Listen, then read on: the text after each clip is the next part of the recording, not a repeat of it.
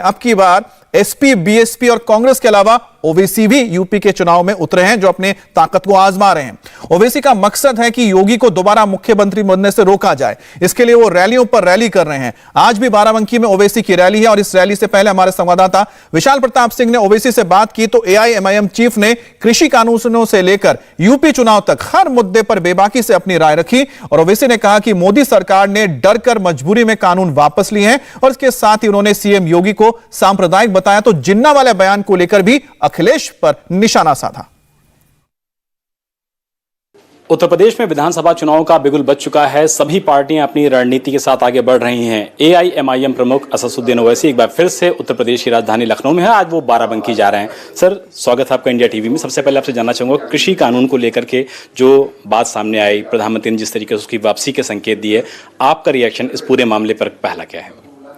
नहीं, हमारी पार्टी और मैं खुद शुरू से इस बात को कह रहे थे कि अनकॉन्स्टिट्यूशनल कानून है ये। गवर्नमेंट ऑफ इंडिया इस कानून को नहीं बना सकती। एग्रीकल्चर स्टेट सब्जेक्ट है, तो गैर ज़रूरी के अपनी ब्रूट मेजॉरिटी के ऊपर उन्होंने बहुत बड़ी गलती की, अनकॉन्स्टिट्यूशनल तरीके से इस कानून को पास किया।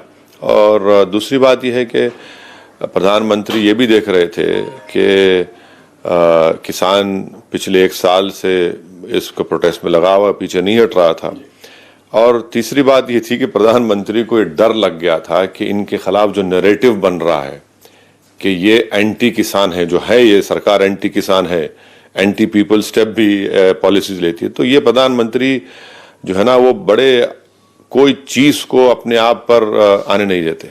वो ये पसंद नहीं करते कि एक कोई पानी या कोई ब्लैक मार्क उन पर आ जाए। तो ये जो नैरेटिव सेट हो रहा था, और वो सेट हो चुका है नैरेटिव, तो उस नैरेटिव और परसेप्शन के भी वो बड़े परेशान थे। तो और पॉलिटिकल उनको लॉस भी दिख रहा था। तो इसलिए 4 अहम वजह थी जिसकी बिना पर हालत मजबूरी में मोदी सरकार को और प्रधानमंत्री को इन कानून को वापस लेना पड़ा। और किसानों को क्रेडिट जाता है कि उन्होंने अपना प्रोटेस्ट खत्म नहीं किया, क्योंकि देखिए बीजेपी और मोदी गवर्नमेंट की एक ये देखने में आया है कि अगर जनता रोड पर निकल कर आकर इनके एंटी पीपल पॉलिसीज को और इनके इस तरह के काले कानून के खिलाफ प्रोटेस्ट करती है, तो ये सरकार डरती है, उनको हरास जरूर करती है, जेल में डालती है, यूएपीए का इल्जाम लगाती है, मगर ये डरती है। और दूसरी बार हम देख रहे हैं, एक तो CAA का प्रोटेस्ट था, अब ये हुआ है। तो ये तो जमहूरियत की कामयाबी है कि 300 MP रखने के बावजूद भी एक सरकार को अपने इस काले कानून को जो अनकॉन्स्टिट्यूशनल है उसको वापस लेना पड़ा। बीजेपी के जो सीनियर लीडर्स हैं उसमें राज्यपाल भी शामिल हो गए हैं, सांसद भी शामिल हो गए। वो कह रहे हैं कि जरूरत पड़ेगी तो हम दोबारा कानून ले आएंगे। कानून बनते हैं, बिगड़ते हैं, तो फिर दोबारा प्रोटेस्ट होगा, दोबारा लोग रोड पे निकलेंगे।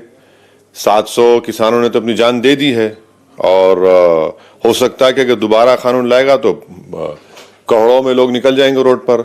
तो अगर ये समझ रहे हैं कि इनके पास सत्ता है, 300 MP हैं और दोबारा कानून बनेगा, ठीक है, आपके इख्तियार में जो है, तो जनता के इख्तियार में भी है रोड पर निकल कर प्रोटेस्ट करना।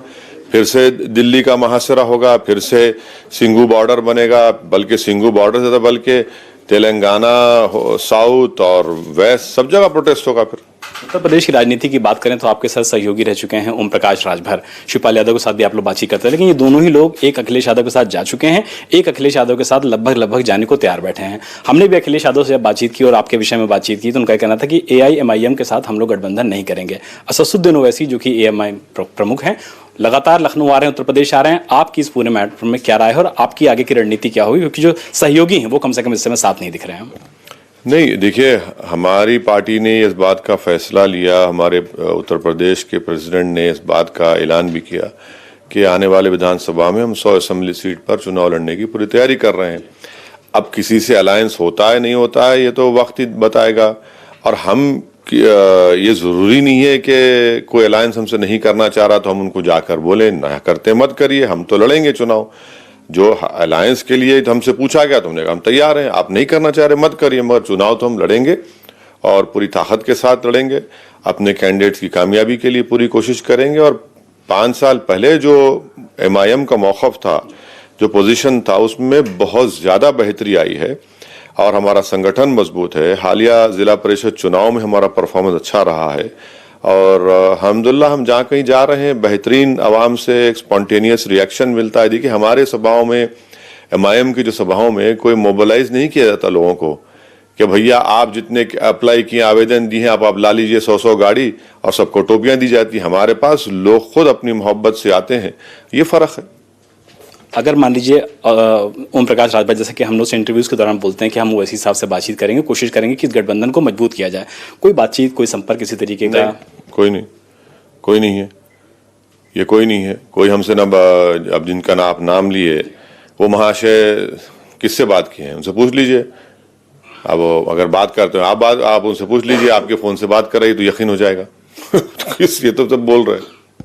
प्रियंका गांधी वाड्रा और बहुजन समाज पार्टी भी यहाँ पे एक ऑप्शन है, क्या उनके साथ कोई बातचीत हो सकती है गठबंधन को लेकर? हमने पहले कह दिया कि कांग्रेस और बीजेपी से कोई अलायंस नहीं होगा और हमारी कोशिश यही है कि उत्तर प्रदेश में दोबारा बीजेपी की सरकार ना बने, योगी दोबारा मुख्यमंत्री ना बने, इसके लिए हम कोशिश कर रहे हैं। अब देखिए, ये मैं किसी का मोहताज नहीं हूं, हमको अपनी ताकत पे लड़ेंगे। कोई अलायंस नहीं करना चाहे तो उनका जाती फैसला है, हम उसको क्या कर सकते हैं उस बात में। उत्तर प्रदेश के चुनाव होते हैं और सर जिक्र आ जाता है पाकिस्तान के जिन्ना का, ऐसा क्यों होता है सर कि उत्तर प्रदेश के चुनाव में जिन्ना का जिक्र हो जाता है और उसके बाद लोग उसी बात पे स्टैंड करते हैं? मैं अखिलेश यादव की बात कर रहा हूँ। तो उनसे ही पूछिए, उनको क्या जरूरत थी जिन्ना का नाम लेने के लिए। देखिए भारत का मुसलमान जो है ना, जो हमारे बुजुर्गों ने फैसला लिया था कि हमने 2 नेशन थ्योरी को रिजेक्ट किया, हमने भारत को अपना मुल्क माना है और मानते रहेंगे। हम तो इंडियंस बाय बर्थ और बाय चॉइस भी हैं, मगर ये बड़ी अचंभे की बात है कि मुसलमान जिना का नाम नहीं लेता, दूसरे लेते हैं। और अगर वो ये समझ रहे हैं कि उस शख्स का नाम लेने से जिसने भारत का विभाजन किया, पार्टीशन किया, ये कुछ मैसेज दे रहे हैं किसी को, तो गलत बात है। उनको मुस्लिम माइंड समझ में नहीं आया अभी तक। कल किसानों की, आखिरी सवाल है मेरा, कल किसानों की लखनऊ में महापंचायत है, AIMIM प्रमुख होने के नाते क्या आप उसको भी सपोर्ट करते हैं और किस तरीके से देखते हैं इस महापंचायत को? देखिए, जो किसान फैसला करेगा, जाहिर है अच्छा फैसला करेंगे। प्रधानमंत्री जो कानून वापिस ले, जाहिर है उनको क्रेडिट जाता है। उन्होंने बड़ी बहादुरी के साथ, बेबाकी के साथ तकालीफ को उठाया, इल्जामात की बौछार उन पर की गई, खुद 700 से ज़्यादा किसानों ने अपनी जानें गंवा दी, तो वो फैसला लेंगे। मुझे यकीन है कि अच्छा फैसला लेंगे वो लोग। प्रियंका गांधी वाड्रा जो महिलाओं को रिजर्वेशन देने की बात कर रहे हैं, 40% महिलाओं को, उससे आपको लगता है कोई फायदा होगा? अब ये उनकी पार्टी का हम क्या बोलें, उस पार्टी के बारे में हम क्या बोल सकते हैं। हमको कोई इख्तियार भी नहीं है किसी पार्टी के पॉलिसी पर, उनके प्रोग्राम पर बोले, बट अब वो खुद अपनी आबाई सीट अमेठी हार गए तो क्या बोलेंगे। बस आखिरी सवाल ले लेता हूँ कि मुख्तार अंसारी और अतीक अहमद को लेकर के आप लोगों ने अनाउंस किया था कि जहां से वो चाहेंगे उनको टिकट दिया जाएगा। अभी भी मुख्तार अंसारी पे लगातार कार्रवाई हो रही है। आज भी लखनऊ में 3 करोड़ से ऊपर की एक प्रॉपर्टी सीज की जा रही है। देखिए, अब मुख्तार साहब, उनके भाई क्यों नहीं बोलते उनके बारे में? वो तो समाजवादी पार्टी में चले गए ना, तो उनको बोलना चाहिए अपने भाई के बारे में। जिस पार्टी में गए उस पार्टी को बोलना चाहिए, क्योंकि आपके पास वो गए हैं। कब तक असदुद्दीन ओवैसी बोलता रहेगा? हम बोलेंगे जरूर, मगर जिस पार्टी में उनके भाई गए हैं और उन्हीं के भाई की प्रॉपर्टी को इस तरह से किया जा रहा है, तो उनको बोलना चाहिए, खुल के बोलना चाहिए। और हम ये बोल रहे हैं कि योगी सरकार अगर मुख्तार की प्रॉपर्टी को डिमोलिश कर रही है या सीज कर रही है, तो भाई वो जो मंत्री होम मिनिस्टर में बैठा है अजय मिश्रा, उसकी प्रॉपर्टी क्यों हाथ नहीं लगाते? उसके बेटे ने तो 4 किसानों को अपनी गाड़ी से रौंद दिया, उसकी प्रॉपर्टी क्यों नहीं हाथ लगाते आप? ये सिलेक्टिव आपका अप्रोच क्यों है? इससे जाहिर होता है कि आप कितने, योगी सरकार कितनी कम्युनल है। मुख्तार और अतीक को टिकट देंगे सर? नहीं, वो तो हमारे पार्टी में नहीं है ना। अतीक साहब हमारे पार्टी में है, भाभी हमारे मंच पर आकर तकरीर करती हैं और अतीक साहब हमारे साथ हैं, हम बराबर उनके साथ ठहरे रहेंगे। अब दूसरे साहब तो हमारी पार्टी में नहीं है, उनके भाई तो समाजवादी में गए, तो उनको, उनके परिवार को बोलना चाहिए। समाजवादी तो मुंह ही नहीं खोलती उनके बारे में।